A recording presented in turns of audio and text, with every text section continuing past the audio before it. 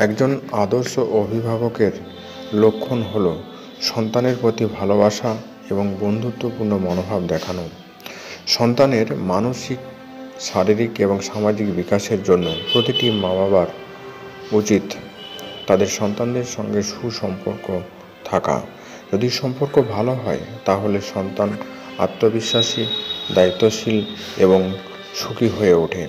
কিন্তু সম্পর্কের মধ্যে যদি দূরত্ব তৈরি হয় বা কঠোর হয় তাহলে সন্তান মানসিক চাপে ভুগতে পারে এবং তারা আত্মবিশ্বাস হারিয়ে ফেলতে পারে। তাই আজকের ভিডিওতে আমরা আলোচনা করব যে একজন সন্তানের সঙ্গে মা বাবার সম্পর্ক কেমন হওয়া উচিত। চলুন আলোচনায় যাওয়া যাক। প্রথম বিষয়টি হলো ভালোবাসা এবং যত্নপূর্ণ সম্পর্ক। সন্তানের প্রতি নিঃস্বার্থ ভালোবাসা দেখানো উচিত। তাদের শারীরিক, মানসিক চাহিদার প্রতি যত্নশীল হতে হবে। সন্তান যেন অনুভব করে যে বাবা মা সব সময় তার পাশে আছে। শিশুদের মানসিক বিকাশের জন্য বাবা মায়ের ভালোবাসা এবং যত্ন অত্যন্ত গুরুত্বপূর্ণ। দ্বিতীয় বিষয়টি হলো বন্ধুত্বপূর্ণ সম্পর্ক গড়ে তোলা। সন্তানের সঙ্গে শুধু অভিভাবক হিসাবে নয়, বন্ধুর মতো আচরণ করা উচিত। তাদের অনুভূতি বোঝার চেষ্টা করুন। খোলা মনে কথা বলার সুযোগ দিন তাদের। কোনো ভুল করলে তাকে ধমক না দিয়ে ধৈর্য ধরে বুঝিয়ে বলুন।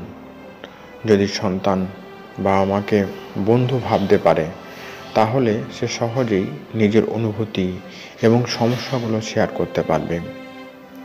তৃতীয় বিষয়টা হলো খোলামেলা যোগাযোগ রাখা। সন্তানের সঙ্গে প্রতিদিন কিছু সময় কথা বলার অভ্যাস করুন। তার দিন কেমন কাটলো, সে কি ভাবছে এ বিষয়ে তার কাছ থেকে জানতে চান। তাকে প্রশ্ন করতে উৎসাহ দিন এবং তার কথা মনোযোগ দিয়ে শুনুন।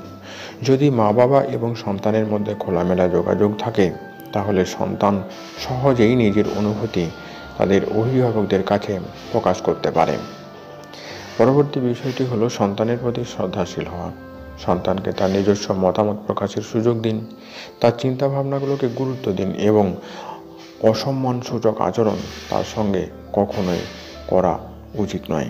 ভুল করলে ধৈর্য ধরে বোঝান এবং অপমান বা কঠোর শাস্তি তাদেরকে দেবেন না। শ্রদ্ধাশীল আচরণ শিশুর আত্মবিশ্বাস বাড়ায় এবং অন্যদের প্রতি শ্রদ্ধাশীল হতে উৎসাহিত করে।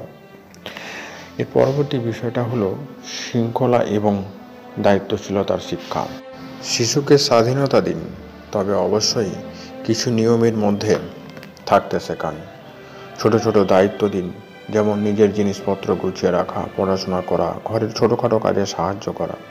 এর পরবর্তী বিষয়টি হলো সন্তানের আবেগ বোঝা এবং সহানুভূতিশীল হওয়া। সন্তান যদি কোনো সমস্যায় পড়ে তাকে বোঝার চেষ্টা করুন। তার আবেগের প্রতি সংবেদনশীল হন। তাকে সমর্থন করুন। কঠিন পরিস্থিতি থেকে সান্ত্বনা দিন এবং ইতিবাচক চিন্তাধারা তাকে উৎসাহিত করুন। শাস্তির পরিবর্তে তাদেরকে ইতিবাচক শিক্ষা দিন। সন্তানের ভুলের জন্য তাদেরকে মারধর বা কঠোর শাস্তি না দিয়ে ধৈর্য ধরে তাদেরকে বোঝান। তাকে ভুল থেকে শিক্ষা নিতে সাহায্য করুন। ভালো আচরণের জন্য অবশ্যই প্রশংসা করুন।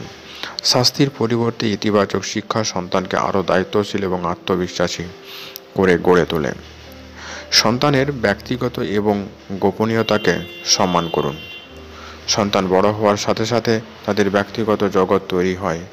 তাদের গোপনীয়তাকে সম্মান করুন এবং তার সব কিছু অতিরিক্ত হস্তক্ষেপ করবেন না। সে যদি কোনো সমস্যা নিয়ে কথা না বলে তাহলে ধৈর্য ধরুন এবং তাকে নিজে থেকে বলার জন্য সময় দিন। পরবর্তী বিষয়টি হলো প্রযুক্তির ব্যবহারে নিয়ন্ত্রণ।